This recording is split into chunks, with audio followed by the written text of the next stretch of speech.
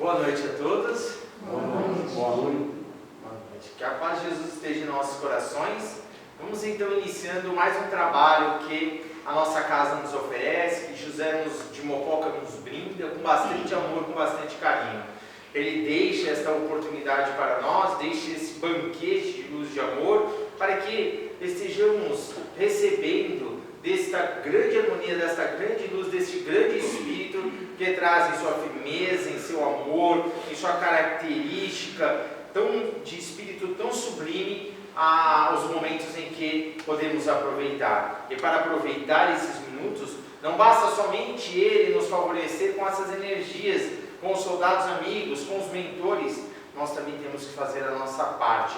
Precisamos fazer algo. Não adianta recebermos um presente na nossa mão, termos ele embrulhadinho e não estivermos desembrulhando, abrindo o presente para vermos o que tem ali dentro. Ou seja, precisamos agir, nos motivar, querermos realmente ver, buscar, não ficarmos melancólicos, ficarmos com medo e fazermos o possível para superarmos, para crescermos, para sermos abençoados. E a gente vê aí, graças a Deus, né, a medicina da terra sendo favorecida pela medicina do plano espiritual, como já foi dito por vários espíritos, e tudo acontece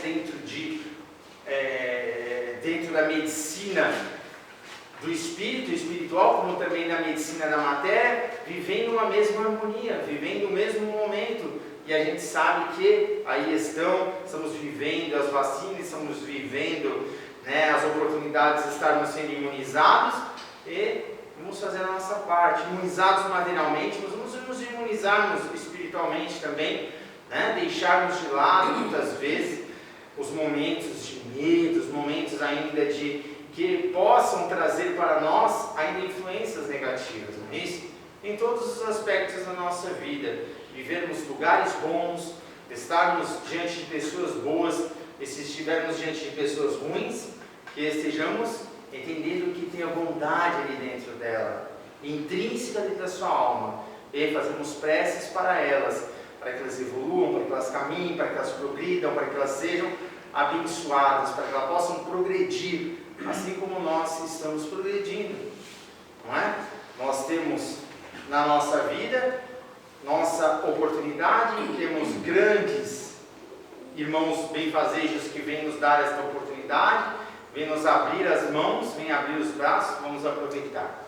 Nos aproveitarmos para sermos realmente felizes, porque como nos dizia Jesus, a verdadeira felicidade não é deste mundo, mas é do mundo interior, do mundo espiritual. E o mundo espiritual é onde? É no Espírito. Então vamos viver essas graças. Gente, hoje quem vai fazer a palestra vai ser a nossa irmã Sandra, né? Ela estava um tempinho fora aí, o pessoal já sabe, né? Um mês aí buscando, ajudando a família, né? A mamãe. Então, quer dizer, estava lá dando uma força, né? E a gente aqui tentando, claro, a nossa pequenez dar um pouquinho de auxílio nas nossas preces, mas quem ajudou mesmo foi o José de Mococa, os nossos amigos espirituais. Então, vamos viver esse momento, uma volta, né, já trabalhando, né, não pode voltar assim, né, de qualquer jeito, tem que voltar trabalhando, né. E hoje ela vai falar sobre os bastidores da obsessão, né. Sandra, fica à vontade. Muito boa noite a todos. Boa noite. Que sejamos todos imensamente bem-vindos nesse momento maravilhoso que se apresenta na vida de cada um de nós. Nós que nos encontramos aqui pessoalmente, nesse mês de setembro do ano de 2021, estamos na cidade de São Paulo, na instituição beneficente José de Mococa. Então, aqueles que se encontram pessoalmente, que sejamos todos muito bem-vindos. Aqueles que não nos veem através das redes sociais, também que sejam muito bem-vindos. Que esse instante represente na vida de cada um de nós uma oportunidade de nos voltarmos para a beleza da vida, a beleza que se faz no universo, mas a beleza interior que cada um de nós temos. E para iniciar, eu gostaria de convidá-los a uma leitura do livro Pão Nosso, esse daqui. A leitura de número 76, que tem por título As Testemunhas. E o texto diz assim: portanto, nós também, pois que estamos rodeados de uma grande nuvem de testemunhas, deixemos todo o embaraço. Paulo, Hebreus capítulo 12, versículo 1. Este conceito de Paulo de Tarso merece considerações especiais por parte dos aprendizes do Evangelho, que somos todos nós, né? Cada existência humana é sempre valioso dia de luta, generoso degrau para a ascensão infinita, e em qualquer posição que permaneça, a criatura estará cercada por enorme legião de testemunhas. Não nos reportamos tão somente àquelas que constituem parte integrante do quadro doméstico, mas, acima de tudo, aos amigos e benfeitores de cada homem, que o observam nos diferentes ângulos da vida, dos antiplanos da espiritualidade superior. Em toda parte da terra, o discípulo respira rodeado de grande nuvem de testemunhas espirituais, que lhe relacionam os passos e anotam as atitudes, porque ninguém alcança a experiência terrestre a esmo, de qualquer forma, de qualquer jeito, sem razões sólidas com bases no amor ou na justiça. Antes da reencarnação de cada um de nós, espíritos generosos endossaram as súplicas da alma arrependida. Juízes funcionaram nos processos que lhe dizem respeito. Amigos interferiram nos serviços de auxílio, contribuindo na organização de particularidades da luta redentora. Esses irmãos e educadores passam a ser testemunhas permanentes do tutelário, enquanto perdura a nova tarefa, e lhe falam sem palavras nos refolhos da consciência. Filhos e pais, esposos e esposas, irmãos e parentes consanguíneos do mundo são protagonistas do drama evolutivo. Os observadores em geral permanecem do outro lado da vida. Faze, pois, o bem possível aos teus associados de luta no dia de hoje, e não te esqueças dos que te acompanham em espírito, cheios de preocupação e amor. A lição tem por título As Testemunhas. A proposta dessa fala na noite de hoje é abordar um pouquinho de um livro que se chama Nos Bastidores da Obsessão. É um livro do espírito Manuel Filomeno de Miranda, pela psicografia de Divaldo Franco. É um livro extremamente rico, como a maior parte das literaturas que nos são apresentadas. Como é uma literatura muito completa, muito rica, e a gente, dentro do nosso olhar, que se propõe a falar, precisa fazer um recorte. E aí eu vou fazer um recorte na noite de hoje e convidá-los ao diálogo. Só que é um diálogo íntimo. É um diálogo da nossa consciência, do nosso íntimo. Sabe aquelas coisas que a gente não tem coragem de falar nem no nosso travesseiro? É esse tipo de diálogo que iremos propor na noite de hoje. Esse livro, ele discorre a respeito de uma família chamada família Soares. Os elementos que vamos abordar hoje são dois especificamente, um pouco da vivência desses dois. É uma filha que se chama Mariana e o seu pai que se chama Carlos. Não é exatamente esse o nome, mas usaremos estes nomes. Filha Mariana e pai Carlos. É uma família que tem a esposa, o marido que é o Carlos e vários filhos. E aí, pelas estradas da vida, aquelas coisas que a gente já sabe, aquelas vivências que nós temos nos nossos lares, as lutas do dia a dia, as labutas, os trabalhos, o cotidiano que por muitas vezes nos dilacera a alma. Essa família tinha todo esse emaranhado de situações. Cada um dos personagens que compõem uma família tinha uma sua história, o seu enredo e os seus enlaces. Só que um ponto interessante que vamos trazer para a fala hoje é que Mariana e o seu pai Carlos, desde que ela era muito pequena, nessa narrativa, ela se encontra com aproximadamente 15 anos, e eles tinham dificuldades de relacionamento desde o berço. Sabe aquela criança pequenininha e aquele adulto que tem tudo para se amarem, estão na mesma família, convivem junto, nasceram juntos, mas que parece que ao se olhar o amor não brota, não se entende o porquê daquilo. E assim a vida sucedeu, a vida foi seguindo, Mariana foi crescendo, a mãe dela e outros dos irmãos eram pessoas extremamente bondosas. A mãe, especificamente, é uma pessoa já madura para os princípios cristãos. O que é ser maduro para os princípios cristãos? É entender que nós nos encontramos ali dentro daquele ambiente, seja nos nossos familiares, seja no ambiente social ao qual nos encontramos, seja no ambiente religioso, que nós temos responsabilidades uns perante os outros. Que a gente, quando constitui uma família, aquilo é um convite a grandes responsabilidades, porque aquela criança precisa de nós. Não tenho filho, mas eu tenho sobrinhos, precisam de nós. E como a lição fala, as testemunhas, a todo momento a gente transita e caminha na vida rodeado de testemunhas que observam a nossa fala, só que não é a nossa fala que realmente o que pesa. O que importa são as nossas atitudes, o nosso sentimento. Por que você faz aquilo? É muito mais o que conta, não é o meu verbo, não é o que eu decorei para trazer aqui para dizer. O que conta é a minha postura a todo instante. O que conta é quando eu estou sozinha, o que eu faço. O que conta é quando não estou na frente de todos, que atitudes eu tenho. Isso é uma vivência cristã.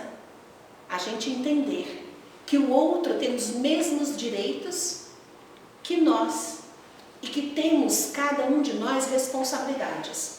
Mesmo que não tenhamos constituído famílias, não tenhamos parente consanguíneo nenhum, a responsabilidade se faz da mesma forma. Como a lição dizia, nós temos testemunhas, fala daqueles do nosso ambiente encarnados, mas que muito mais as testemunhas desencarnadas, que nós reencarnamos e eles não. Então, na narrativa, nesse exato período em que o livro discorre, aconteceu uma discussão entre Mariana e o seu pai. E essa discussão foi muito calorosa e a menina decidiu que ia sair de casa. Com menos de 15 anos, iria sair de casa. O pai, por sua vez, não tinha ainda não estava acordado para o tamanho da responsabilidade que é uma família, para o tamanho da responsabilidade que é quando você se propõe a casar com alguém, a viver com alguém e dividir uma família com ela. E ele era muito dedicado a jogatinas. Então existia uma grande dificuldade na família, porque aquele patriarca, todo o dinheiro que ele tinha acesso, ele demandava para o jogo. Era uma coisa, até a literatura narra como algo doentio. Sabe aqueles instantes que a gente diz, poxa vida, olha o que eu fiz, que bobeira, como que eu pude ter aquela atitude? Por um instante você tem consciência, mas não tem forças. E ainda vontade. Como diz Leon Denis no Problema do Ser, do Destino e da Dor, que a vontade é o maior propulsor da nossa vida. É o querer que se faz necessário para que as coisas modifiquem. Pois bem, ocorreu essa discussão entre Mariana e o pai dela. Ela decidiu que sairia de casa. A mãe ficou desnorteada diante de todo aquele quadro. E uma das filhas, haveria uma reunião numa casa espírita, a mãe não tinha condições de ir, porque estava preocupada com a filha, estava procurando a filha, o marido tinha saído para jogar, então ela precisava estar em meio àquele ambiente para socorrer ambas as partes, diante da discussão que aconteceu. Só que uma das filhas que tinha essa maturidade foi até o centro espírita em busca de socorro, em busca de auxílio. Sabe, nós, quando chegamos na casa espírita e que a gente pede, coloca o nome de uma pessoa nas orações porque está tão necessitado. Ou a gente pede, ou a gente anota o nome, coloca na mesa e pede durante as reuniões, mentaliza a pessoa, pede para que ela fique bem, pede para que seja socorrida e pede para que o melhor aconteça. Assim, essa menina agiu, essa mocinha, e a mãe dela permaneceu na casa, tentando contornar a situação. Entretanto, permaneceu em prece, permaneceu em orações, buscando o auxílio dos mentores maiores, para que pudessem socorrer tanto a filha quanto o esposo, diante de todo aquele atrito que havia se instalado na casa deles. A reunião espiritual aconteceu. Durante o acontecimento dessa reunião espiritual, que são momentos que a gente vivencia, vê um pedacinho e não tem dimensão do tamanho que aquilo acontece. Então, a filha foi, buscou ajuda, pediu preces. Na reunião foram oferecidas orações, foram feitas preces a benefício deles, que é o que nós encarnados buscamos fazer dentro do nosso melhor. Quem atua é a espiritualidade maior. Médium não faz nada. Médium tem que procurar ser o melhor, se dedicar para ser uma pessoa moralizada, para auxiliar a espiritualidade maior. Quem trabalha, quem socorre e quem auxilia é a espiritualidade maior. Precisamos nos dedicar sim para sermos bons instrumentos, mas somos apenas uma enxada. Quem trabalha é a espiritualidade maior. Terminada a reunião, as pessoas se deslocaram para os seus lares, a mocinha também. Chegando em casa, a irmã dela, que ia fazer 15 anos, foi para uma praça encontrar-se com um rapaz que não era de tão boa índole, de forma que aquele rapaz tivesse um leve mal-estar, não conseguisse encontrar-se com a menina, com Mariana. E quem que se fez presente? Quem passou por ali? Uma senhora que havia ajudado muito a família, ela trabalhava com eles, auxiliando, quando Mariana era pequena, ou seja, era como se fosse uma segunda mãe. Quando aquela mulher passou perto da praça, que percebeu que Mariana se encontrava lá e percebeu o quanto ela estava desalentada, aproximou-se dela. E o que é esse aproximar-se? É a atuação da espiritualidade maior. O livro tem por título Nos Bastidores da Obsessão. Por quê? Porque um pedacinho é o que a gente enxerga. O que nós diríamos? Olha, que coincidência, na hora que ela estava na praça, aquela senhora passou. Olha que coincidência, ela ia se encontrar com um rapaz que não é de boa índole e ele se sentiu mal. E todos os meandros desses acontecimentos têm a mão benéfica e amorosa dos mentores amigos. Como a leitura nos diz do livro Pão Nosso, as testemunhas, em derredor de cada um de nós existem mentores amigos, existem pessoas que foram nossos parentes em outras encarnações, mas que nos amam profundamente e que torcem pelo nosso bem, pelo nosso crescimento, pela nossa melhoria. E a gente não tem a menor percepção de que isso acontece. Aconteceu a reunião espiritual, a moça foi para casa, Mariana foi socorrida por essa senhora, o pai também saiu daquele período de jogatina e foi para casa. O ambiente, de certa forma, se harmonizou. A filha que veio da reunião espiritual chegou transformada de tamanho bem-estar que ela tinha vivenciado naquele período que passou. A mãe também estava revigorada. Mariana já se encontrava com outro aspecto. E o pai se encontrava com o coração dolorido porque ele sabia que aquelas vivências na jogatina faziam com que a família dele sofresse muito. Porque quando a coisa demanda ao nível de vício, ao nível doentio, a conta de água, a conta de luz, de alimentação, deixa tudo de ser pago porque a pessoa começa a viver na jogatina na esperança de que fique muito rico. Agora, a que ponto a gente vai entrar? Estamos falando até aqui do campo da matéria. Agora vamos conversar sobre o que aconteceu no plano espiritual. Vamos conversar sobre os bastidores da obsessão. Até ali, foi o que a gente encarnado vê, foi o que a gente encarnado vivencia muitas vezes. Coloquei o nome da pessoa, pedi uma oração e olha, ela está bem melhor. Ela está bem mais aliviada. As pessoas nem acreditam no estado que a pessoa se encontra. Olha como a oração é forte, como a oração é boa. Pois bem, o que aconteceu na reunião espiritual, do lado espiritual, aquele lado que a gente não enxerga? Mariana e o pai dela foram socorridos através das preces, diretamente, digamos assim. Com isso, foi buscado eles, no sentido de entender de onde vinha todos aqueles problemas, de onde vinha todo aquele ódio, de onde se gerava aquele ódio.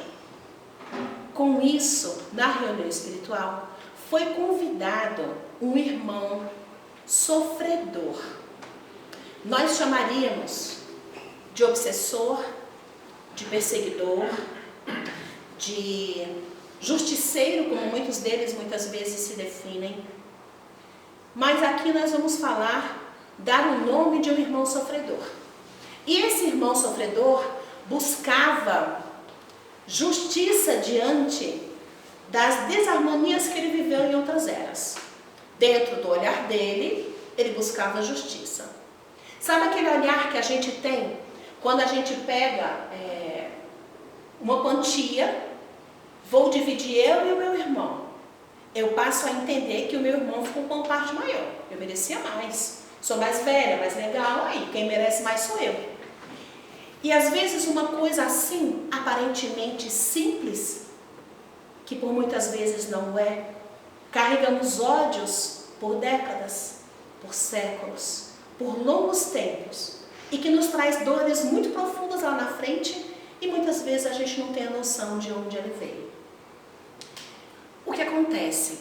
Mariana, esse irmão infeliz, estava buscando ajustar contas com Mariana e com o pai dela. Aconteceu esse encontro na casa espírita, mas depois que todos foram embora, a reunião continuou no plano espiritual de forma muito mais intensa. A princípio, foi utilizado o magnetismo dos médiuns e do ambiente naquele choque de primeiro momento. Eu estou usando a expressão choque por falta de outra expressão melhor. Naquele embate de primeiro momento de tratamento. Sabe quando naquele primeiro instante você vai no hospital com uma dor muito profunda e que a primeira coisa que o médico precisa fazer é te aplicar um anestésico e a partir dali você começa a conversar. Porque aquela dor tão profunda já foi amenizada e aí você consegue conversar e dizer onde dói, por que dói, o que você sente diante dessa dor. Esse diálogo aconteceu no plano espiritual. Mariana desdobrada e esse irmão sofredor em busca do reajuste de contas e dizia que ele estava lá, que ele odiava tanto a Mariana quanto ao pai dela e tinha todo o direito de pedir ajuste de contas, porque o que ele passou é revoltante. Se os outros soubessem o que ele tinha passado, se revoltariam igual. O que acontece no frigir dos ovos? Que história é essa? Que dor é essa? Que vingança é essa? Em uma das encarnações anteriores, esse irmão, hoje sofredor e em busca de justiça, foi casado. Foi casado com uma moça que se chamava Aldebundes, na época. que hoje é Mariana. Essa esposa dele, na época, ele trabalhava muito, vivia viajando, e ela envolveu-se com outro rapaz. Envolveu-se e foi embora com esse rapaz. O marido, que hoje exigia ajuste de contas, ficou extremamente envergonhado e revoltado pelo que aconteceu. Por conta dessa revolta e dessa vergonha, ele mergulhou no suicídio. Saiu da existência pelas portas do suicídio. Esse irmão apresentava-se de maneira bastante desfigurada em decorrência do suicídio que ele havia cometido. Essa história, ela se dá diante de vários capítulos, de várias reuniões, de vários encontros. Para quê? Assim como aqueles irmãos que se acharam ludibriados, dividindo o dinheiro que eu comentei anteriormente, a espiritualidade dava chances para os dois, para que pudessem conversar. Não era uma coisa solta, de maneira nenhuma, muito bem articulado e muito bem administrado pela espiritualidade maior, mas acima de tudo, com muito amor e harmonia envolvidos. Então, ele contou a parte dele, e depois de algumas reuniões, Mariana contou, falou também o que acontecia com ela, o que foi que houve, qual era a versão dela naquele período. Desculpa. Naquele período do casamento, ela não teve a escolha de com quem se casaria. Era daqueles períodos que a mulher era comprada, a família vendia, o marido comprava e seguia a vida. Quando ela começou a falar a respeito disso, desdobrada no plano espiritual, ela assumiu a personalidade daquela Aldebundes daquela época, no intuito de dialogar e de extirpar aquela dor, o porquê que aquilo tinha, de onde vinha aquela ferida que tanto sangrava.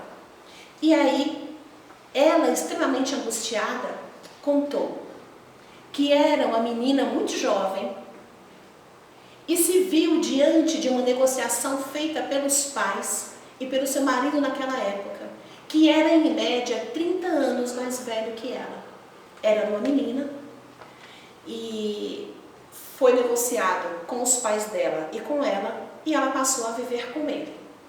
Só que aquele homem não tinha o menor respeito, nem a menor consideração por aquela que hoje era sua esposa. Ela não passava de uma empregada e de um objeto nas mãos dele. Então ela trazia consigo muitas dores, muito sofrimento, uma vida de profunda angústia, E o marido, que já era um homem de muitas posses, muito rico, queria mais, buscava mais. Então ele vivia viajando. Ela não era sua esposa, a autoridade na ausência dele, não. Ela era uma empregada que cuidava dos outros empregados, que não tinha autoridade para nada, que não tinha autonomia, enfim.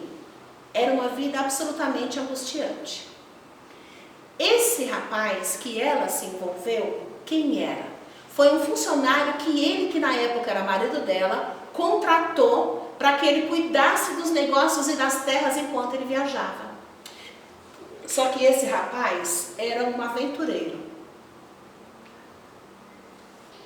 E ela, que era ainda muito jovem naquela época, acabou se envolvendo por aquele homem aventureiro e muito perspicaz, se é que podemos usar essa palavra. Eles se envolveram, ela foi embora com ele. Quando foi embora com ele, ela inclusive dizia que nunca tinha encontrado a felicidade. Ela viveu uma vida muito infeliz ao lado do marido, e ao lado daquele outro foi mais infeliz ainda. Quando ele foi embora com ela, que viu que ela não tinha posses, que ela não passava de um empregado do marido, ele também a abandonou. E ela chegou a viver como meretriz do lugar em que viveram, porque ela não tinha o que fazer, não tinha opção, não tinha. Depois de um tempo, ela conseguiu voltar para aquela cidade. Se viu diante de tantos sofrimentos e lembrava das terras, das plantações, das flores, da vida que ela vivia e retornou. Quando ela retornou, ela ficou sabendo que o marido havia desencarnado pelas portas do suicídio. Sabendo disso, ela enlouqueceu e terminou seus dias nessa existência dentro de um sanatório. Então, qual que é a fala? Qual que é a proposta da gente trazer essa história? É um fato real que aconteceu. Essa família existiu na cidade de Salvador e está inserida no livro Nos Bastidores da Obsessão. Por que eu estou trazendo ela e quis trazê-la para que a gente converse? Porque não é algo tão distante do nosso dia a dia. Não é algo tão longe. Qual que é a proposta ouvindo uma história real? É dizer, guardemos menos mágoa, gente. Menos rancor, menos dissabores. Por muitas vezes nos achamos profundamente injustiçados. Nos achamos perseguidos. Achamos que o outro não gosta da gente. O outro também acha que eu não vou com a cara dele, porque aquele dia eu passei, falei com todo mundo, não falei com ele. Mas ele não tem conhecimento da dor profunda que eu sentia naquele dia. E da mesma forma são os outros que convivemos. Essa história tem desenrolados muito maiores, esse é mais o grosso, para que a gente veja, entenda e associe com o nosso dia a dia. Porque nós vemos em muitas vezes vivências, histórias, manifestações espirituais que parecem uma novela de tão absurdo, mas não é absurdo. Essas vivências doídas, sabe? Um beliscão, uma alfinetada, um olhar torto, uma má resposta, uma grosseria num momento absolutamente desnecessário. Aquilo traz dores para os outros que a gente não tem dimensão. Assim como o marido de Aldebundes naquela época, e hoje, cobrador de Mariana, se achou tão injustiçado, tão caluniado, tão humilhado diante da cidade, ele também não conseguia ter olhar de o quanto ele não foi uma boa pessoa, de o quanto desarmonia ele plantou por onde andou. A intenção dessa fala, de forma alguma, não é justificar a atitude da esposa nem do marido. É uma história para que a gente traga para o nosso cotidiano e reflita. Às vezes a gente pode estar tendo uma vivência nesse momento que está nos trazendo e nos levando a desarmonias de séculos à frente. E ao mesmo tempo, Manuel Filomeno de Miranda diz: precisamos respeitar profundamente aqueles que chamamos de obsessores. Precisamos respeitar todos que nos rodeiam, porque cada um de nós tem a sua história, cada um de nós tem o seu momento, cada um de nós tem as suas justificativas. Injustificáveis, mas que até então, quando nos falta a maturidade de que a vida nos convida para o belo, para o amor, para a harmonia e para o crescimento, a gente acha que tem direito ainda. A gente acha que tem mais direito que o outro. A gente acha que precisa mais do que o outro, que tem mais merecimento que o outro, que por tantas vezes foi injustiçado. Como a lição nos fala das testemunhas, como Mariana e o pai Carlos viviam desarmonias dentro de um lar, que não tinham memória de porquê daquilo. Não procure saber por que isso acontece. Muitas vezes a gente ouve as pessoas dizendo: se eu lembrasse quem eu fui, seria mais fácil. Seria muito mais fácil, porque deve entender bem, entender sem, estava tudo resolvido. Esse que hoje era pai de Mariana, foi aquele funcionário do marido dela que a levou para viajar e a abandonou. Hoje, ele retornou com ela na figura de um pai, com a responsabilidade de reconduzi-la ao bem, com a responsabilidade de cuidar, com a responsabilidade de amparar, com a responsabilidade de acolher. Só que diante daquele espírito, eles tinham repulsa. Qual que é o convite? Se vivemos repulsas com um ou com o outro, façamos prece. Se o nosso coração ainda não consegue amar, façamos prece. Se o nosso coração ainda sangra porque achamos que fomos injustiçados, façamos prece. Façamos prece para o outro, mas façamos prece a nosso benefício também. Estamos no mês de setembro, estamos em Setembro Amarelo. A vida é o maior presente que poderíamos ter de cada um de nós. É o maior presente que cabe, é o maior presente que cada um de nós temos. Às vezes tem momentos que a gente acha que chegou abaixo do fundo do poço. Mas eu ouvi uma vez uma pessoa falando que no fundo do poço existem molas. E de lá a gente emerge. Porque ao nosso derredor existem testemunhas maravilhosas. De irmãos superiores, irmãos benditos, irmãos amáveis. Só que existem testemunhas também, como esse irmão que hoje buscava ajuste de contas. Se esse irmão que busca ajuste de contas tivesse se deparado com uma Mariana melhor, com uma Mariana que soubesse amar, que soubesse respeitar, que tivesse mais afinidade com o bem, com o belo, que tivesse mais respeito pelo todo, assim como o pai dela, ele não encontraria espaço para levá-los a tantas desarmonias. Então, a proposta da fala de hoje é que lembremos sempre que ao nosso derredor existe uma multidão de testemunhas. Lembremos que a nossa fala contamina, mas o nosso exemplo arrasta. Nós precisamos ser um exemplo, se estivermos no meio da multidão ou se estivermos sozinhos em meio ao deserto. Porque as testemunhas se fazem presentes. E é aquele eu que conta. É esse eu que é registrado. Não é o eu que ensaia, que treina, que decora para falar. Não é esse.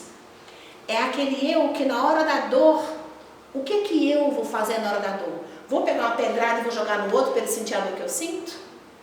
Ou vou dizer, faça uma prece por mim porque eu preciso. Então, diante disso, gostaria de convidá-los a que saibamos das testemunhas, a que tenhamos convicção de que existem bastidores da obsessão.